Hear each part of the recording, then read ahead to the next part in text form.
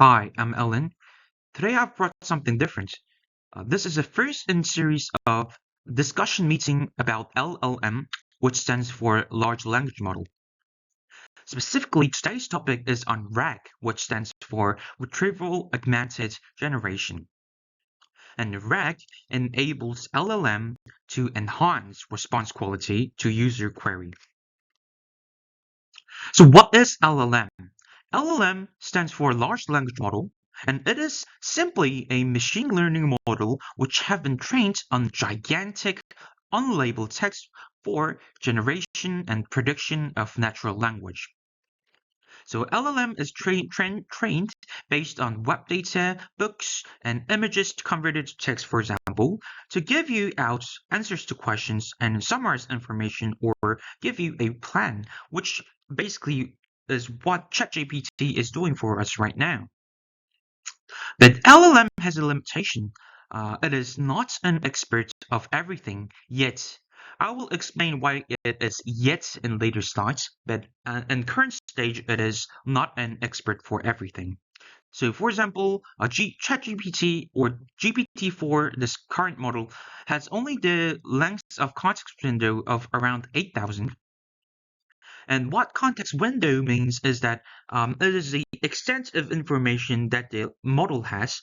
The larger the context window, the more knowledge the LLM is to give you out the correct answer. So the length or the width of the context window is the limitation of the ChatGPT or the LLM models. As I said, so now the base model of LLMs are susceptible to factual inaccuracies, comprehending nuanced texts, and specialized knowledges. So this is the question I've asked on ChatGPT in 2024, December to be specific. What is the planet with most moons in solar system? What ChatGPT gave us is Jupiter, because it has 95 officially recognized moons.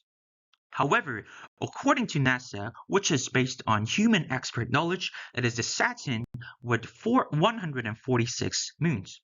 So LLMs do not know how to say, I don't know. So it just makes up. I don't think it made up this number, 95, but it didn't give me out 146, which is the correct answer.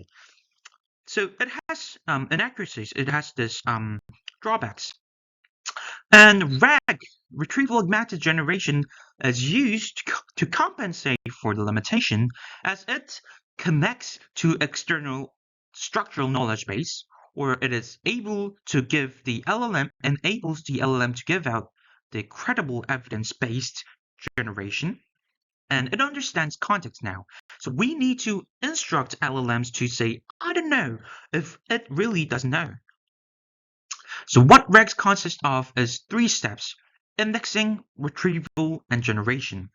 So as we do, the client's questions and the framework actually just gives you, just skips this semantic search and just base model, and the LLM misunderstands and give out the wrong answer. But if we use the RAG technology, RAG enables the semantic search, and it searches out from the relevant vector database and give the contextual data so that LLM can understand and give you out the correct answer. So what the RAG does is basically a similarity search. So if you hand out the vector database or embedded texts on the specialized knowledge to LLM or in the processing, we can do, for example, cosine similarity or KNN, which stands for the K number of neighbors. It can search, give you out the questions and the context that are similar to each other, and give the LLM the context knowledge to give a specific answer. And that was it. That was it for what the RAG is. And for interest, there is an alternative. So why I said yet in now stage, in the current stage, why LLMs cannot be the experts of everything is that the context window is not infinity. However, now the Google actually announced or gave this paper at the archive, and it actually does this. Infinite context transformers will replace rexing. So in the future, maybe the reg is not important, but in the current stage, reg is needed to give you out the specific knowledge. Okay, that was it. Thank you.